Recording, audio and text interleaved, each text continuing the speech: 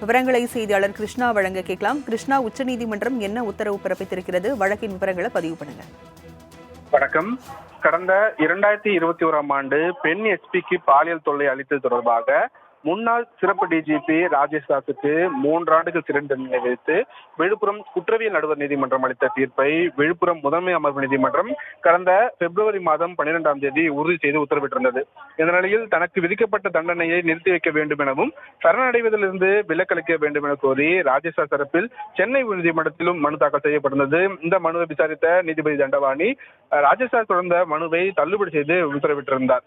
இந்த நிலையில்தான் தற்போது ராஜேஷ் தாஸ் உச்ச நீதிமன்றத்தில் பெண் எஸ்பிக்கு பாலியல் தொல்லை விவகாரம் தொடர்பாக மேல்முறையீடு மனு ஒன்றை தாக்கல் செய்திருந்தார். இந்த மனு நீதிபதி பீலா திரிவேதி தலைமையிலான அமர்வில் இன்றைய தினம் விசாரணைக்கு வந்தபோது வழக்கில் தமிழக அரசு பதிலளிக்க கூடுதல் கால அவகாசம் வேண்டும் என்று கோரிக்கையானது முன்வைக்கப்பட்டது.